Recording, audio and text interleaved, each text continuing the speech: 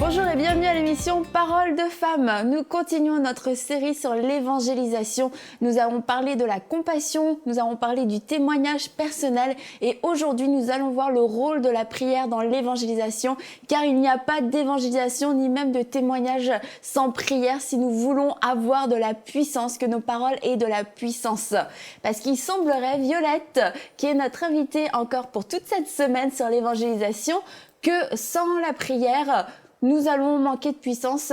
C'est écrit que nous allons être revêtus de la puissance d'en haut. Quelle est cette puissance d'en haut dont nous avons tant besoin pour être des témoins? Cette puissance, c'est le Saint-Esprit. Amen. C'est pourquoi, dans les Actes des Apôtres, chapitre 1, verset 8, il dit « Vous recevrez une puissance ». Jésus savait que, en tant qu'être humain, nous avons des faiblesses, nous avons des combats et nous avons besoin d'aller chercher des victoires. Et il nous a envoyé le Saint-Esprit, cette puissance, afin de pouvoir passer au travers. Et il savait que quand on allait témoigner, il est vraiment nécessaire d'avoir un équipement spirituel. On doit être équipé. Parce qu'il ne faut pas oublier, comme Jésus a dit, on est du monde, on est dans le monde, mais on n'est pas du monde. On en fait partie. Mais on n'est plus de ce monde-là.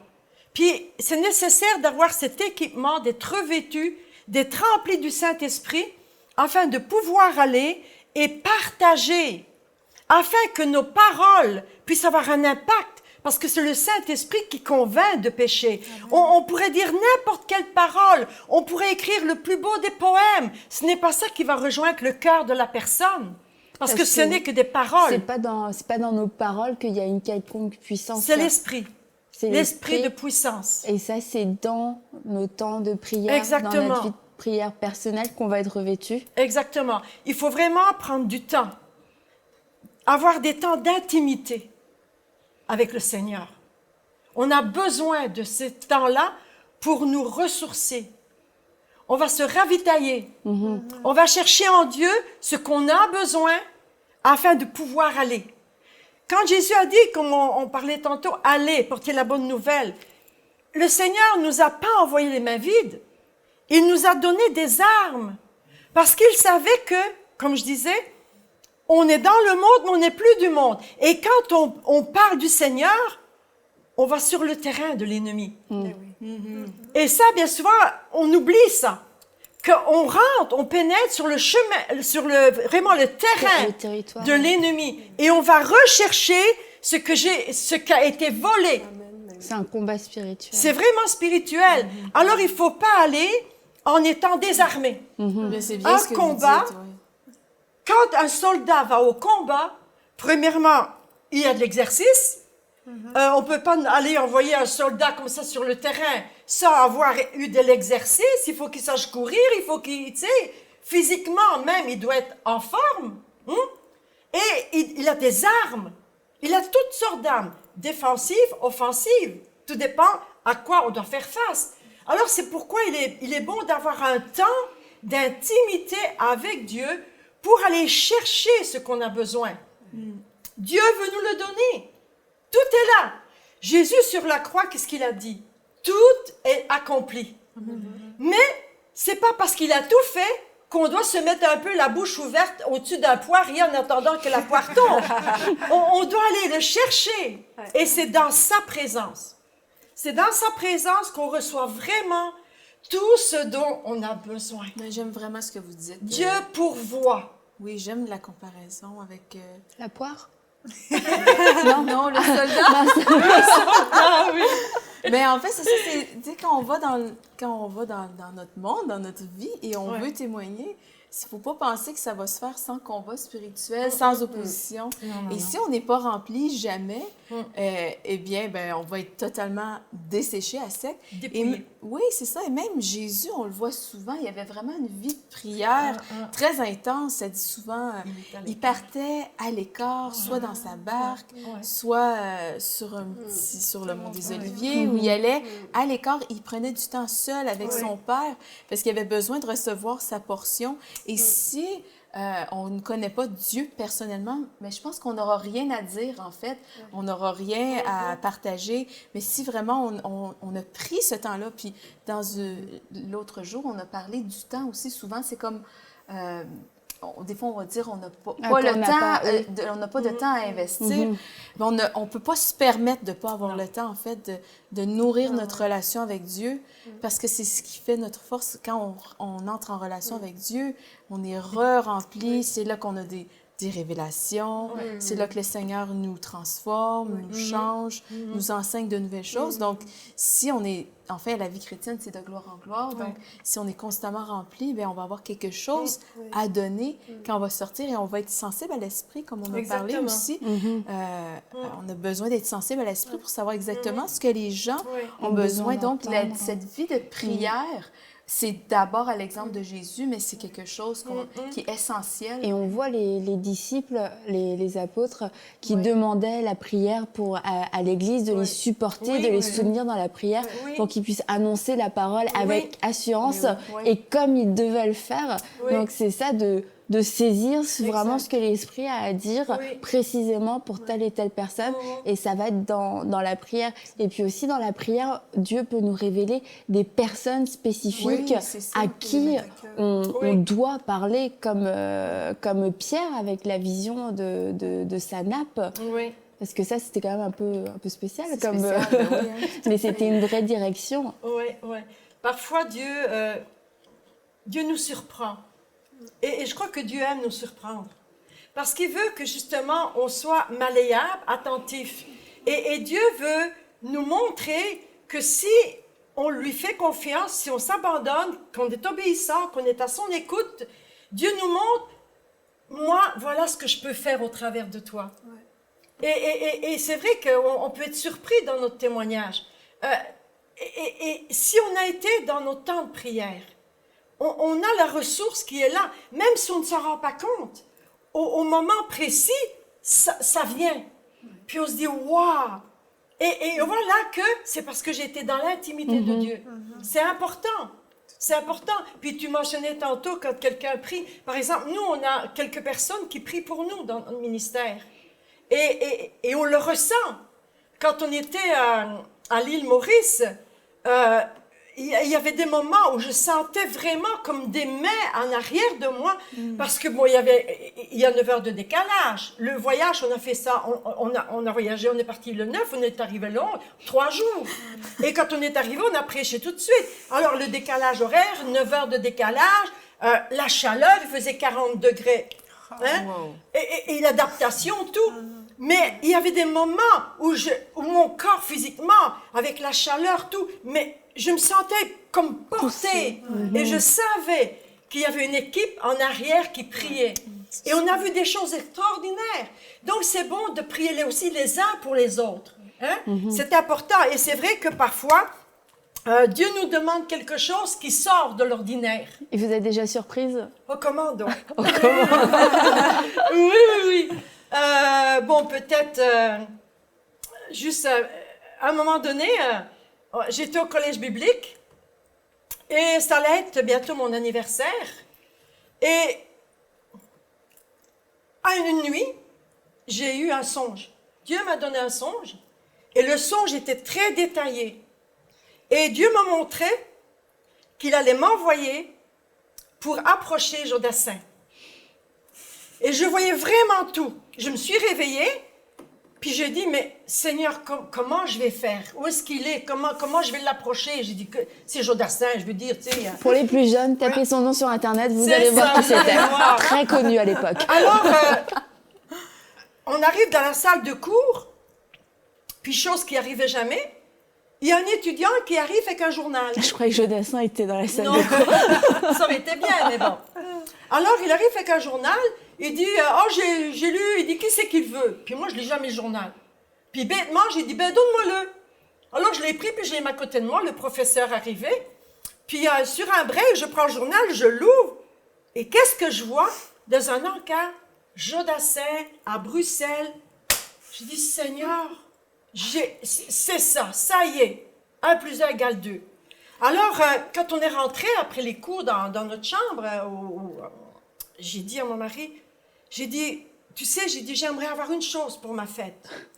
Il dit, oui, quoi? J'ai dit, c'est pas pour moi. Mais Dieu m'a dit que je devais aller témoigner et j'aimerais la voir. Puis, à ce moment-là, j'avais même pas l'argent pour acheter un timbre, pour envoyer une lettre à mes parents. Même pas un timbre. On vivait vraiment par la foi. Mais Dieu a agi. Et Dieu m'a dit, t'inquiète pas. Alors les portes se sont ouvertes, puis je suis allée au concert. J'avais pris une tablette, j'avais fait exactement ce que Dieu m'avait montré. Puis je suivais, je revoyais les choses dans mon songe, comme si c'était la réalité. Et arrivé à un moment donné, bon, le concert a eu lieu, quand il est fini, je suis allée, puis je suivais le chemin, j'ai dit, bon, oh oui, j'ai vu ça. Et à un moment donné, j'ouvre la porte, je me trouve devant un couloir, et il y avait toutes les loges des vedettes. J'avance là, et au moment que j'arrive près d'une porte s'ouvre, puis je tombe nez à nez devant Jodassin. Alors je lui dis, bonjour Joey. Alors il me dit, bonjour. Il parlait quand même bien français, il dit bonjour. J'ai dit, je suis venue vous voir. Alors j'ai dit, c'est pas pour un autographe, j'en ai pas besoin. Et il me regarde surpris, il me dit non. J'ai dit non, j'ai pas besoin d'un autographe. J'ai dit, moi j'aimerais vous offrir quelque chose. J'avais acheté une Bible et je lui avais écrit une lettre concernant la nouvelle naissance, puis tout. Je savais que j'aurais pas eu le temps. Alors il dit, mais si tu veux, il dit, viens, on va s'avancer, on va s'en aller, il dit, parce qu'il dit, je risque d'être pris pas mal. Alors il m'a pris dans son bras et on a marché, puis je lui ai dit, j'aimerais te parler de l'amour de Dieu. J'ai dit, Jésus t'aime, puis à un moment donné, j'ai dit, je veux te donner ça, c'est pour toi. Alors je lui ai donné la Bible, il me dit, mais merci. Donc il a pris la Bible, on est sorti, sa voiture, la limousine est partie, il m'a fait signe, je lui ai fait signe. Alors je suis rentrée au collège à pied, je chantais comme une... les gens pensaient que j'avais bu. Sur la route, vraiment, je chantais les louanges du Seigneur. Mais j'ai dit, mais Seigneur, comment je vais savoir que ça va avoir un impact? Oui. Ah oui. Est-ce que ça a produit? Puis les années ont passé et on vient ici au Québec et un après-midi, une fin de semaine, les enfants regardaient des émissions. Puis tout d'un coup, une de mes filles me dit, maman, viens voir, il y a Jodassin, il parle des choses du Seigneur. Je dis, quoi? Alors je vais vite.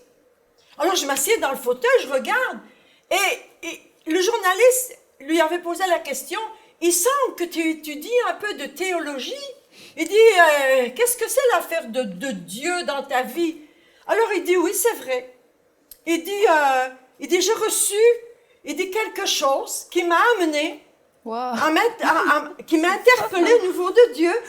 C'est Et il dit, réel, hein? oui, je regarde, je fais attention à ça, puis il dit, je suis certaines choses. Et il dit, oui, il dit, en effet, il dit, je m'intéresse à Dieu. J'ai dit, Seigneur, quelque temps après, il est décédé. Alors, parfois, Dieu nous demande des choses bizarres. Ouais. Une autre fois, j'étais dans la rue, je témoignais avec une chrétienne, puis on parlait, on témoignait à l'un, il y avait plein de monde. Puis tout d'un coup, me voilà bloquée. Elle n'avait pas vu continuer à avancer. J'ai essayé de marcher, impossible. Elle se retourne, me dit, mais Violette, qu'est-ce que tu fais? Viens-t'en. J'ai dit, je ne peux plus marcher. Elle m'a dit, parce que des fois, bon, j'étais comique un peu, là. Mais elle me dit, allons, allez, viens-t'en. J'ai dit, je ne peux plus marcher. Alors elle revient, elle dit, mais viens-t'en. J'ai dit, je ne peux plus. Mais je suis bloquée là. Alors, à ce moment-là, Dieu me dit, regarde à côté de toi. Alors, je tourne ma tête et il y avait comme un café qui était là. Et mes yeux ont passé au travers du vitre et j'ai vu dans le fond de la salle. Et Dieu me dit, tu vois cette femme? Tu dois lui parler. J'ai dit, Seigneur, moi rentrer dans un café? J'ai dit, mais si on me voit rentrer dans... Je veux que tu ailles. Et je restais là bloquée. À un moment donné, j'ai dit, Jojo, j'ai dit, je dois aller témoigner à cette femme. Elle dit, dans le café? Elle dit, ah, Violette, j'ai dit, il faut que j'y aille parce que je ne sais plus marcher. Alors je dis, j'y vais. Et au moment où j'ai dit, j'y vais, mes pieds ont débloqué et j'ai rentré. Je suis rentrée voir cette femme. Elle était toute seule assise, malheureuse. Je voyais qu'il y avait la détresse dans son cœur. Je lui ai dit, bonjour madame, j'ai commencé à lui parler. Et cette femme était dans la détresse. Je lui ai parlé de l'amour de Dieu. J'ai prié avec elle. Jojo m'avait suivi. On a fait nos poches pour avoir un peu de monnaie pour lui acheter un chocolat chaud. On avait tout juste pour un chocolat chaud. Et là, je me rends compte qu'en témoignant à la femme, ben vous devez vous en rendre compte, malheureusement, j'essaye de me contrôler, mais ma voix est forte. Hein? Alors, c'est une qualité, Violette. Je me rends compte que dans ce café, tout le monde m'écoutait. Wow. Alors, à un moment donné, j'ai dit, bon, alors j'ai prié avec elle tout, puis je l'ai encouragée, puis on est parti. Ce qui s'est passé avec elle, ça appartient à Dieu. Mais il faut obéir. Ouais. C'est important parfois d'être sensible à Dieu, et quand Dieu nous demande de faire des choses hors de l'ordinaire, Dieu connaît toutes choses. On ne connaît pas tout. Il faut faire attention à nous-mêmes. Et c'est cette vie de prière qui nous donne que l'Esprit peut nous parler parce qu'on est en communion avec. Même quand on ne s'en rend pas compte. Parce qu'on reconnaît sa voix. C'est dans notre intimité, on reconnaît la voix de Dieu. On sait quand il nous parle, comment il nous bénit. Quand on est dans la vie tout à fait normale et qu'on n'est pas, je ne parle pas des extases, puis tout, on est des gens normaux. Hein? Bon, vous avez quand même été figé sur le sol. Mais quand même. Mais, tu sais, Dieu nous rend sensibles à ce qu'on doit faire. Même des paroles, parfois on témoigne à quelqu'un, puis tu te dis, mais qu'est-ce que je suis en train de dire? Ça m'est arrivé, ça aussi. Oui, ça nous échappe, ça part tout seul. Dans la rue. J'étais à un quatre coins, on arrête parce que c'était rouge. Je me retourne, puis dans les gens, je vois quelqu'un, je savais que je devais lui parler. Je dis, bonjour monsieur, je prends un traité. Puis je lui dis, bon, je vous connais pas, mais vous savez, j'ai dit, je commence à lui parler de la graine, d'une graine complète. J'ai dit, mais qu'est-ce que je raconte là? Puis je commence à lui raconter comment la graine peut produire du fruit, et les racines, comment elle a besoin d'eau, puis tout ça. Alors il m'écoutait, il me disait, ah oui, ah oui, ah oui. Puis je lui parlais de l'amour de Dieu, comment l'amour de Dieu pouvait germer dans nos cœurs. Puis c'était rouge, c'était vert, c'était rouge. Et il restait là, puis il restait là. À un moment donné, il dit, vous savez, j'ai dit, excusez, j'ai dit, mais est-ce que vous me suivez, vous me comprenez bien? Il dit, oui. Il dit, vous savez, je suis agronome. Je le savais pas. J'ai employé des termes que je pourrais même pas vous dire ici. Mais je disais, mais Seigneur, mais qu'est-ce que je raconte? C'est vraiment Dieu qui qualifie. Il a été touché. Il a été touché. Donc, oui, on doit avoir une vie de prière. On doit recevoir la direction. Et puis aussi, on peut recevoir des fardeaux particuliers pour un groupe de gens ou que Dieu veut atteindre à travers nous. Et toi, Evelyne, tu as déjà fait une expérience comme ça? Oui, c'était au tout début de ma conversion. On avait une réunion de prière dans mon église. Et puis, on priait pour notre ville, en fait, pour les âmes dans la ville. Et là, vraiment, le Saint-Esprit m'avait saisie et j'avais eu, je pense, une petite portion du cœur de Dieu pour les âmes perdues. Mais j'arrivais juste à dire, il y en a tant de perdus, en fait. Et je pleurais, et ça a duré plus d'1 heure. Comme ça, j'étais à terre dans l'église.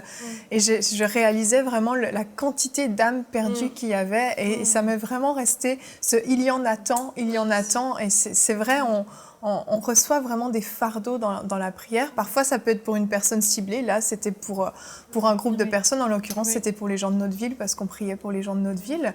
Mais c'est certain qu'il y a vraiment une puissance dans la prière, et Dieu nous communique vraiment des choses spécifiques, comme vous l'avez dit, Violette, et vous, c'est particulièrement spécifique.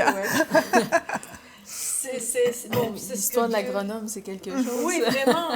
Mais tu sais, vous savez, c'est que la prière, notre intercession pour les âmes fait bouger le bras de Dieu. Le bras de Dieu bouge avec notre intercession. C'est pourquoi on doit prendre du temps, vraiment, du temps à chercher la face de Dieu. Quand on a quelqu'un à cœur, il y a des personnes à qui on a témoigné, même si on ne se souvient plus vraiment qui elle était, ce qu'elle vivait, son nom, ça n'a pas d'importance. Dieu sait, et il est bon de les arroser. Les arroser par nos prières. Alors, avec nos prières, même si elles sont loin, même si on n'a plus de nouvelles, par nos prières, un jour, on va les voir dans la gloire. Un jour, on va les retrouver. Ça, c'est certain. Parce que, quand Dieu nous met quelqu'un à cœur, Dieu a un plan. Il veut travailler dans la vie de quelqu'un. Et c'est bon de prier vraiment pour tous ceux à qui on a témoigné. Oui, vous vous arrêtez pas aux Au fruits moment. visibles que Non, vous pourriez oui, voir non, à ce moment-là. Faut Parce que c'est avoir- vrai que dans ce que vous racontez, les gens sont pas forcément nés de nouveau Non, non, non. instantanément.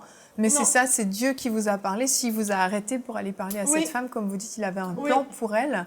Et c'est ça que je trouve merveilleux, c'est que parfois on peut se laisser décourager Oui. parce qu'on voit pas voit le pas. fruit immédiat. Mais comme vous dites, dans la prière, on continue, on les arrose, Oui. on les arrose et on ne sait pas ce que tous ces gens C'est ça. sont devenus après. Mais quelquefois, on le sait. Et puis, Violette, vous m'aviez partagé un témoignage d'un jeune homme en vacances que vous aviez vu. Ben, on était allé en République dominicaine. Puis, vers les 5 heures du matin, je partais toujours pour avoir un temps avec Dieu, tout ça. Puis, à un moment donné, j'ai entendu des chants. Puis, sans m'en rendre compte, je chantais avec eux. Mais je me dis, mais c'est des chants de louanges, ça. Alors, je disais, mais qui c'est qui chante des louanges comme ça? Et c'était des personnes qui travaillaient là, à l'hôtel. Et je suis allée près d'un jeune homme, Pedro, et je lui dis, il parle espagnol, moi je ne parle pas, mais je me lance. Alors j'ai dit, c'est ça, j'ai essayé de parler avec lui. Je lui dis, Seigneur, bon, je commençais à essayer de parler en espagnol, comme que I am Christian, en anglais.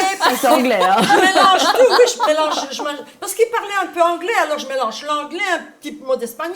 Il dit, oui, je suis chrétien. J'ai dit, praise the Lord. Puis en tout cas, je parle avec lui un peu. Alors, on parle ensemble, puis il me dit que lui est converti, mais qu'il souffre beaucoup parce que son père ne l'est pas. Et il y a beaucoup de souffrance dans la famille à cause du père. Le père est violent, il y a l'alcool, il y a toutes sortes de choses. Et la mère souffre. Et il prie pour que son père se convertisse. Il dit, jamais depuis que je suis petit, j'ai eu un contact avec mon père. Jamais. C'est la violence. Il boit beaucoup et quand il rentre, on a peur. Il nous bat, il bat ma mère, on se cache. Alors j'ai dit, tu sais, Dieu peut changer. Dieu change. J'ai dit, je vais prier pour ton père. Alors il me regarde, il dit oui. J'ai dit oui. Je vais prier, je te dis, je vais prier. On est parti et j'ai prié pour lui. Une année s'est passée. Alors, à un moment donné, au bout d'un an, mon mari dit, ce serait bien qu'on prenne un break, des vacances, parce qu'on travaillait très fort. J'ai dit, ben si, j'ai dit, moi j'aimerais retourner à la place où on était. J'ai dit, parce que je voudrais essayer de retrouver Pedro. J'ai dit, je veux retrouver, pour voir, tu sais. Alors, il dit, t'es sûr? J'ai dit, oui, je veux aller là, je veux le retrouver. On a dit, ok. Alors, on est retourné au même endroit. Et je cherchais après. J'ai dit, mais Seigneur, permets que je le voie, mets-le sur mon chemin. Puis à un moment donné, qu'est-ce que je vois au loin? J'ai dit, mais lui, il ressemble. Alors je me lève, puis je vais vers lui, je dis, Pedro. Il se retourne, il dit, oh, señorita. J'ai dit, c'est lui. Alors j'ai dit, comment ça va? Puis il dit, j'ai dit, ton papa, Miguel. Il dit, converti au Seigneur. Sa vie a changé. Il dit maintenant, quand il rentre du travail, il n'y a plus d'alcool, il n'y a plus de violence. Il dit, je m'assieds avec lui et on parle de Dieu. Alors j'ai dit, gloire à Dieu. J'ai dit, tu sais, Pedro, je suis revenu exprès pour te voir. J'ai dit, je veux aller le retrouver. Alors, il était ému. J'ai dit, quand je promets quelque chose, je le fais. Alors, je dis, peut-être là, on ne se verra plus. J'ai dit, mais sache que je vais continuer à prier pour vous. Alors, on a prié ensemble pour remercier Dieu de la conversion de son père. En tout cas, c'est magnifique. Ça nous encourage c'est saisissant. À prier, à continuer de prier après et aussi à prier avant pour les gens à qui on va témoigner, pour que leur cœur soit préparé. Toi, Anne, hier, tu as parlé de ta conversion avec une étudiante à l'université et en fait, elle n'est pas venue te parler à froid comme ça. Tiens, salut Anne. Non, mais j'ai su après que ça faisait des semaines qu'elle priait pour moi. Parce que moi, comme je disais tout à l'heure, on était 600 dans l'amphithéâtre, mais je voyais qu'elle. On aurait dit vraiment que le Seigneur mettait une lumière sur elle. Et comme un spot qui la suivait, là, je voyais qu'elle. Et puis le hasard de Dieu a fait qu'on s'est retrouvés ensemble pour faire un travail. Et c'est vrai qu'après, quand elle m'a témoigné de l'amour de Dieu, elle me l'a dit, elle dit, mais je ne t'ai pas parlé tout de suite, j'ai prié pour toi pendant plusieurs semaines. Et je me souviens aussi d'un reportage que j'avais vu sur l'église de Yonggi-cho en Corée du Sud, pardon. Et il y avait une femme d'une 60aine d'années, et cette femme avait le record de gens qu'elle avait amenés au Seigneur dans son église. Je sais pas quoi dire parce que c'est une église elle avait vraiment, c'était une femme qui était vraiment, elle avait un cœur d'évangéliste, et puis elle avait amené un nombre incalculable de gens au Seigneur. Et donc la personne qui faisait le reportage lui dit, mais quel est votre secret? Et elle a dit, cette femme, elle dit, mais je ne me lance jamais sans avoir longtemps prié. Et je passe beaucoup de temps dans la prière pour que Dieu abatte les obstacles aussi, qu'il y ait du ménage qui se fasse avant que je m'avance. Et je prie aussi pour les gens que Dieu va mettre sur ma route. Quand c'est des gens que j'ai déjà à cœur, je prie spécifiquement pour eux, pour que Dieu prépare leur cœur. Parce que si tu sèmes sur un terrain qui n'a pas été labouré, ça ne pousse pas. Mais quand Dieu a labouré, quand le terrain est bien prêt, tu sèmes, il arrose, ça pousse. Donc ça nous épargne bien des tergiversations, beaucoup de paroles, beaucoup d'essais, beaucoup de raisonnements. Parce que toi, finalement, quand ton ami t'a parlé, ça a touché ton cœur. Oui, ça évite les discussions vaines. Mais c'est ça, moi, elle m'a pas philosophé. Ben, je sais pas, je suis quelqu'un qui aime bien réfléchir, mais quand elle m'a parlé, j'ai pas réfléchi. On était en train de faire un devoir, elle a levé le nez, elle dit, mais tu sais, je voulais te dire, Jésus t'aime, il est mort à la croix pour tes péchés. Et la conviction m'est descendue dessus. Une conviction que rien ne pouvait ébranler. Alors que si elle n'avait pas prié avant, certainement que ça ne se serait pas passé. Certainement, mais là, mon cœur était prêt. J'étais juste prête à accueillir cette parole-là. C'était le temps, et je l'ai prise. La puissance de la J'étais sûre prière. que c'était vrai. C'était fou, c'était complètement fou quand j'y pense. J'étais sûre que c'était vrai. Pourtant, il n'y avait pas des grands... C'est l'œuvre de l'Esprit de Dieu. C'est ça. C'est tellement important. Puissant, ça dépasse tout raisonnement. C'est vraiment puissant. Le temps qu'on lui accorde. C'est ce qui est merveilleux, c'est de voir comment Dieu est concerné par chaque personne. Personne n'aura d'excuses. C'est ce que la parole de Dieu nous dit. Personne n'aura d'excuses. Dieu se présente devant chaque personne à plusieurs moments de sa vie. Et on a un carrefour. Et Dieu veut nous rencontrer et se présente à nous. Et c'est pour ça qu'il faut être équipé. C'est pour ça qu'il faut passer du temps dans la prière. Comme tu dis, il faut que le terrain soit préparé. C'est vraiment important. On ne va pas sans avoir reçu. Parce qu'on ne peut pas donner ce qu'on n'a pas. Puis il y a aussi une responsabilité parce que l'humanité est grande. Je sais pas combien on est rendu, peut-être 6 milliards d'habitants, même plus. Mais Dieu fait en sorte que chacun, je pense, va avoir à un moment donné de sa vie une possibilité de se donner à Christ. Et les gens que Dieu met sur notre route, c'est notre responsabilité. Il ne faut pas penser que quelqu'un d'autre va le faire. Exact. Même si Dieu est tout-puissant et que si on ne le fait pas, il va faire lever quelqu'un d'autre. Mais on a une responsabilité. Et les gens qui nous entourent, les amis de nos enfants, nos voisins, les amis de nos parents, tous ceux qu'on connaît, qu'on contacte, la banquière, la boulangère, ces gens-là sont sur notre route, ce n'est pas un hasard. Et Dieu nous a mis là et on a une responsabilité. Et la volonté parfaite de Dieu, comme la Bible nous dit, c'est que tous les hommes soient sauvés et parviennent à la connaissance de la vérité. Et c'est notre rôle en tant qu'ambassadeur de pouvoir leur annoncer cette bonne nouvelle. Donc vous ne vous trompez jamais en priant pour le salut d'une personne, vous ne perdez pas votre temps.